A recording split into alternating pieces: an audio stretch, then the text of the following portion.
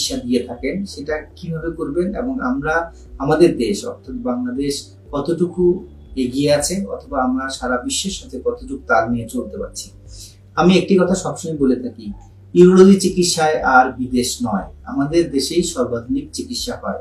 তার মানে একটি উপসর্গ নিয়ে আসলে আমরা খুব সাধারণ কিছু পরীক্ষা করি, যেমন ইউরিন প্রস্রাবের একটি পরীক্ষা করি, তারপর রক্তের কিছু পরীক্ষা করি, তার কিডনি ফাংশন ঠিক আছে কিনা, তারপরে কিছু পরীক্ষা করি আল্ট্রাসোনোগ্রাম, সেটা কিডনি, প্রস্রাবের থলি, প্রস্রাবের রাস্তা এই সংক্রান্ত সব জায়গা ঠিক আছে কিনা দেখার জন্য।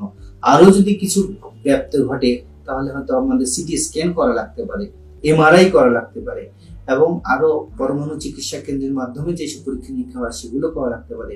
এই সব পরীক্ষা কিন্তু সারা ওয়ার্ল্ডে যা হয় আমাদের এখানেও তাই হচ্ছে, কাজে আমরা পরীক্ষা নিরীক্ষার কোনো অংশে পিছিয়ে নেই।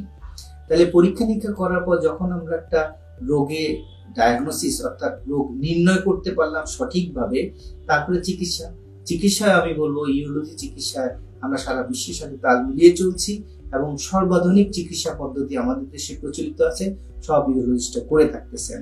এবং কোনো ক্ষেত্রে দেখা যাচ্ছে আমরা পেট না কেটে শুধুমাত্র একটি ছিদ্র করে অথবা কোনো ক্ষেত্রে 2টি বা 3টি ছিদ্র করে আমরা বড় বড় অপারেশন গুলো করে ফেলতেছি। এই যে আমরা পেট না কেটে অত্যাধুনিক চিকিৎসা পদ্ধতি, এটা আমাদের দেশে হচ্ছে এবং নিয়মিত হচ্ছে, ইউরোলজিস্টই করে থাকেন।